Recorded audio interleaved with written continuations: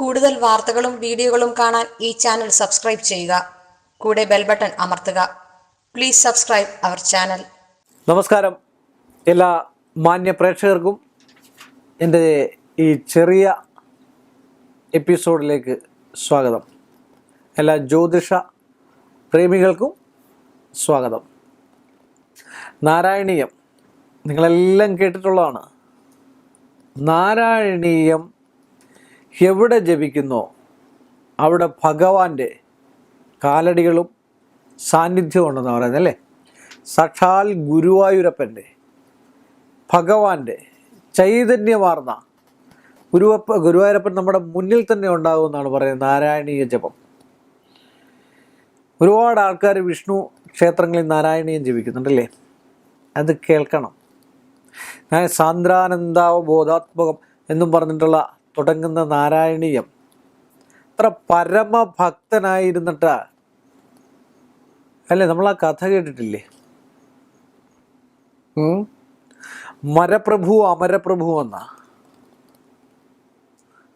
അപ്പം മരപ്രഭു എന്ന് ജപിച്ചപ്പോൾ കളിയാക്കിയ ആൾക്കാരില്ലേ, നിങ്ങൾ ആലോചിച്ച് നോക്കി.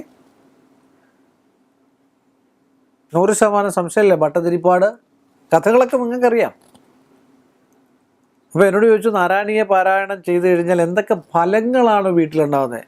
ഭഗവാൻ സാക്ഷാൽ ഗുരുവായൂരപ്പൻ്റെ സാന്നിധ്യം അവിടെ ഉണ്ടാവും. ഗുരുവായൂരപ്പൻ എവിടെയുണ്ട്, സംശയമില്ലാത്ത കാര്യം. നമ്മളിലുണ്ട്, നിങ്ങളിലുണ്ട്, എന്നിലുണ്ട്. ഞാൻ വളർത്തി വലുതാക്കും തോറും ഗുരുവായൂരപ്പൻ കൂടെ ഉണ്ട്. നമ്മൾ തന്നെയാണ് ഗുരുവായൂരപ്പൻ, ഭഗവാൻ തന്നെയാണ് നമ്മൾ. അത്രയ്ക്ക് ചൈതന്യവത്തായിട്ടുള്ള ഒരു സ്വരൂപമാണ് ഭഗവാൻ ശ്രീകൃഷ്ണൻ. എല്ലാ കലകളും അടങ്ങിയ വൈഷ്ണവ ചൈതന്യേറിയ വിഷ്ണുവിൻ്റെ 10 അവതാരങ്ങളിൽപ്പെട്ട ഒരു ചൈതന്യാവസ്ഥയാണ് ഭഗവാൻ. വാക്കുകളില്ല പറയാൻ. കാരണം അത്രയ്ക്ക് ചൈതന്യാവസ്ഥ. എത്ര ദിവസം പറഞ്ഞാലും ഭഗവാന്റെ ഐതിഹ്യങ്ങളും ഭഗവാന്റെ ശ്രേഷ്ഠതകളും ഭഗവാന്റെ അനുഗ്രഹങ്ങളും ഗുരുവായൂരപ്പൻ ഓരോ ഭക്തനിലും അലിഞ്ഞിറങ്ങിച്ചെന്ന് അവരവരുടെ ഓരോ കാര്യങ്ങളും. കൃഷ്ണഭക്തകൾ ഒത്തിരി ആൾക്കാരുണ്ട്, ഒത്തിരി ആൾക്കാർ. അങ്ങനെ കൃഷ്ണനെ അതുപോലെ കാണുന്ന ആൾക്കാരുമുണ്ട്. ഒരു കൃഷ്ണ ഭക്തനെ ഈയിടെ എൻ്റെ അടുക്കൽ വന്നിട്ട് ചോദിച്ചു. പരമഭക്തനാണ്. പരമഭക്തൻ എന്ന് പറഞ്ഞു കഴിഞ്ഞാൽ അദ്ദേഹം വിവാഹമൊന്നും കഴിച്ചിട്ടില്ല, ഭക്തിമാർഗം തന്നെയാണ്, 58 വയസ്സുണ്ട് എന്നൊക്കെ എൻ്റെ അടുക്കൽ പറഞ്ഞു. ഞാൻ എപ്പോഴും കൃഷ്ണനെ, ഇന്നു വരെ എനിക്ക് ഭഗവാനെ ഒന്നും സ്വപ്നം കാണാൻ പറ്റിയിട്ടില്ല. എൻ്റെ ആഗ്രഹം അതാണ്. അപ്പം ഞാൻ പറഞ്ഞു, ഭഗവാനെ സ്വപ്നം കാണുക, അത് ഭഗവാനോട് തന്നെ, ഭഗവാനിൽ ലയിക്കുക. എന്തുകൊണ്ടാണ് നമ്മളൊക്കെ സ്വപ്നം കാണുന്നത്? സ്വപ്നങ്ങൾക്ക് അർത്ഥമുണ്ട് ഇല്ലേ, ജ്യോതിഷ സംബന്ധമായിട്ടും അർത്ഥമുണ്ട്. നമ്മളിൽ ഉൾക്കൊണ്ട സാധനം തന്നെ ചില കാര്യങ്ങൾ വരാനിരിക്കുന്നതായിരിക്കും സ്വപ്നത്തിൽ കാണുന്നത്, ഇല്ലെന്ന് പറയുന്നില്ല. വെളുപ്പിനെ കാണുന്ന സ്വപ്നമൊക്കെ ചിലതൊക്കെ ഫലിക്കുന്നതാണ്. പിന്നെ ഒരു പാട്ടുണ്ട്, സ്വപ്നങ്ങളെല്ലാം ഫലിച്ചാൽ കാലത്തിൻ കൽപ്പനയ്ക്കെന്ത് എന്നൊരു കവി എഴുതിയിട്ടുണ്ട്. എന്ന് പറഞ്ഞ പോലെ സ്വപ്ന തുല്യം ഗുരുവായൂരപ്പനിൽ നമ്മൾ ഇറങ്ങിച്ചെന്ന് കഴിഞ്ഞിട്ട് എല്ലാ ദിവസവും നിങ്ങൾ നാരായണീയം ജപിച്ചു നോക്കുക. എല്ലാ ദിവസവും ക്ഷേത്ര ദർശനം നടത്തി നാരായണീയം ജപിച്ചു നോക്കുക. എല്ലാ ദിവസവും പൂജാമുറിയിലിരുന്ന് നാരായണീയം ജപിച്ചു നോക്കുക. ഒരു ദുഷ്ടശക്തികളും നമ്മളിൽ അടുക്കില്ല എന്നുള്ള സത്യമാണ്. അദ്ദേഹം കൂടെ ചോദിച്ചു, എന്നോട് പരമഭക്തനാണ്, എനിക്കിതുവരെ സ്വപ്നത്തിൽ വന്നിട്ടില്ല, കണ്ടിട്ടില്ല. ഭഗവാൻ എല്ലായിടത്തും ഉണ്ട്. അത് ഭഗവാനായിട്ട് വരണമെന്നില്ല, മറ്റൊരാളായിട്ടായിരിക്കും വരുന്നത്. ഞാനൊരു കടക്കണിയിൽ മുങ്ങി നിൽക്കുന്ന സമയത്തായിരിക്കും ഭഗവാനെ വിളിക്കണം. എനിക്ക് കടമുണ്ടെന്ന് പറഞ്ഞിട്ട് കാര്യമില്ല. ഒരാൾ സഹായിക്കാൻ പറ്റും, അത് ഭഗവാനാണ്. അങ്ങനെ ആ ഭഗവാനെ കാണാൻ പറ്റുന്നേ. അതൊക്കെ ഞാൻ അദ്ദേഹത്തോട് പറഞ്ഞു. എന്നിട്ടും അദ്ദേഹം ഉറച്ചു നിൽക്കുകയാണ്, എനിക്ക് ഭഗവാനെ സ്വപ്നത്തിൽ കാണണം. അങ്ങയുടെ ആഗ്രഹം സാധിക്കട്ടെ എന്നാണ് ഞാൻ പറഞ്ഞത്. അതുകൊണ്ട് അന്നേരവും ഞാൻ പറഞ്ഞു നാരായണീയം ജപിക്കും. കുറേ ഭഗവാന്റെ കഥകളും മറ്റു കാര്യങ്ങളും ഒക്കെ ശ്രവിച്ചു കഴിഞ്ഞു കഴിഞ്ഞാൽ ഭഗവാൻ നമ്മളിൽ തന്നെ, നമ്മുടെ പൂജാമുറിയിൽ തന്നെ, നമ്മുടെ വീട്ടിൽ തന്നെ, നമ്മൾ എവിടെ ഇരിക്കുന്നു ആ ഇരിപ്പിടത്ത് കളിയാട് സംശയമില്ലാത്ത കാര്യമാണ്. അത്രയ്ക്ക് ചേതമയമായിട്ടുള്ള ഒരു ഒരു ഒരു ശ്രേയസ്കരമായിട്ടുള്ള ചൈതന്യമാണ് ഭഗവാൻ ശ്രീകൃഷ്ണൻ, ഗുരുവായൂരപ്പൻ.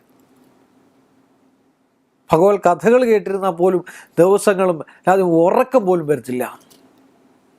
അതുപോലെ ഉപാസനാശക്തി ബലമുള്ള ആൾക്കാർ, എത്രയോ ആൾക്കാരുണ്ട് ഉപാസനാശക്തിയിൽ ബലമുള്ള, ഇല്ലേ? ഞാൻ നേരത്തെ പറഞ്ഞിട്ടുണ്ട്, കണ്ടാലറിയാം ഉപാസനാശക്തി ബലമുള്ളവർ. ആ ഉപാസനാശക്തി ബലമുള്ളവർ ഇപ്പം വലിയ പണ്ഡിതനാണെന്നും പറഞ്ഞ് എൻ്റെ മുമ്പിൽ എന്നോട് ചോദ്യം ചോദിക്കത്തില്ല. ഉപാസനാശക്തി ബലമുള്ളവൻ ഒരു കാരണവശാലും മത്സരിക്കാൻ തയ്യാറാകത്തില്ല.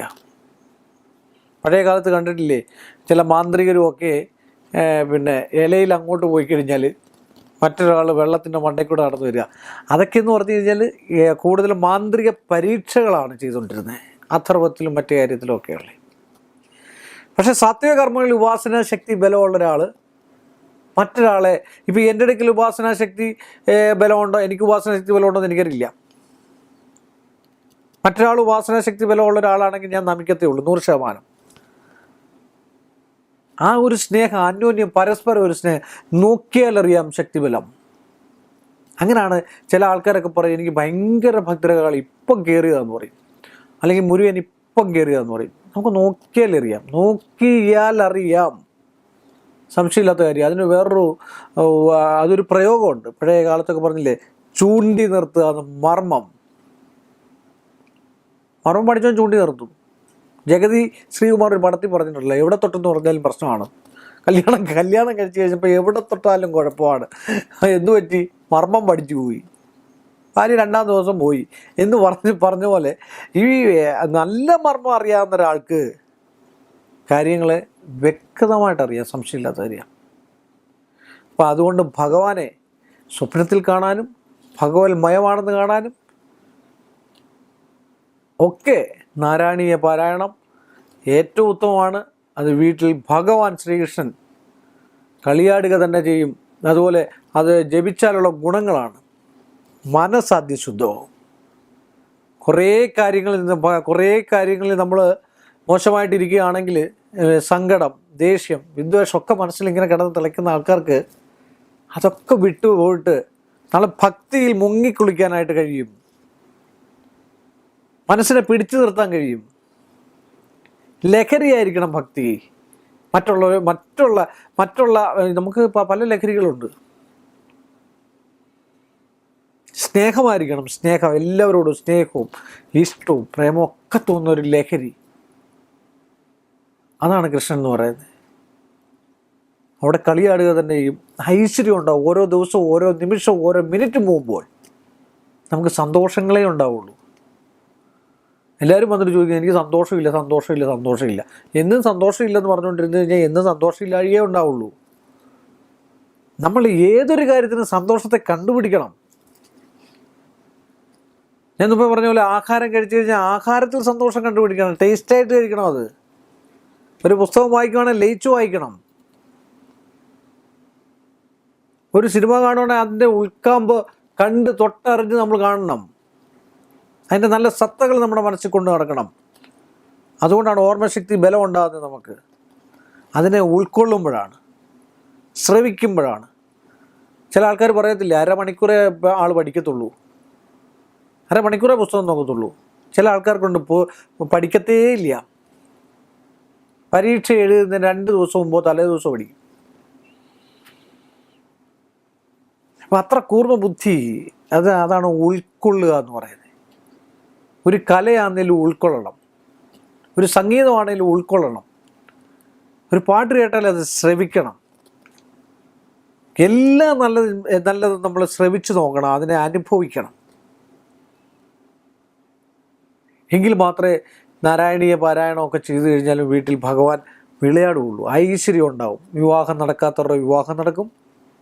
ഭാര്യാഭർത്തൃ ബന്ധത്തിന് ഉണ്ടാകുന്നവർക്ക് ഭഗവാൻ കൃഷ്ണൻ അത് നന്മയിലെത്തിച്ചു കൊടുക്കും. അതുപോലെ ഇഷ്ടപ്രേമമുള്ള ആൾക്കാർക്ക് ഈ ഇഷ്ടവും പ്രേമമുള്ളവരെ ഏറ്റവും ഇഷ്ടമുള്ള ഒരാളാണ് ഭഗവാൻ കൃഷ്ണൻ, അല്ലെങ്കിൽ ഗുരുവായൂരപ്പൻ, ഗുരുവായൂർ ഉണ്ണിക്കണ്ണൻ. സംശയമില്ലാത്ത കാര്യമാണ്. ഏതൊരാഗ്രഹവും സാധിച്ചു തരും. പരീക്ഷണങ്ങളുണ്ടാവും. ചെന്ന് ചോദിച്ചാൽ ഉടനെ തരാൻ നമ്മളാരാണ്? നമ്മളെ ഒന്ന് നോക്കും, നമുക്ക് തരണോ വേണ്ടായതോടെ. ഭഗവാൻ അറിയാം നമുക്ക് തരണമെങ്കിൽ 100% തന്നിരിക്കും. അതാണ് ഗുരുവായൂരപ്പൻ. അതുകൊണ്ട് എല്ലാവരുടെ വീട്ടിൽ നാരായണീയ പാരായണം ഏറ്റവും ഉത്തമമാണ്. സർവേശ്വരകാരകനായിരിക്കുന്ന വ്യാഴത്തിൻ്റെ പ്രസാദം ആ വീട്ടിലുണ്ടാവും. എല്ലാം ഒന്നിനും ഒരു പഞ്ഞവുമില്ലാതെ സർവ്വ സമ്പൽ സമൃദ്ധിയോടെ ഐശ്വര്യത്തോടെ ജീവിക്കാനും സന്തോഷത്തോടു കൂടി ജീവിക്കാനും മരണം വരെ സന്തോഷത്തോടെ ജീവിക്കാനും ഗുരുവായൂരപ്പൻ തന്നെ അനുഗ്രഹിക്കട്ടെ എന്ന് പറഞ്ഞുകൊണ്ട് എല്ലാ മാന്യ പ്രേക്ഷകർക്കും നിസ്സീമമായ നന്ദിയും കടപ്പാടും അറിയിച്ചുള്ളൂ. കൂടുതൽ വാർത്തകളും വീഡിയോകളും കാണാൻ ഈ ചാനൽ സബ്സ്ക്രൈബ് ചെയ്യുക. കൂടെ ബെൽ ബട്ടൺ അമർത്തുക. Please subscribe our channel.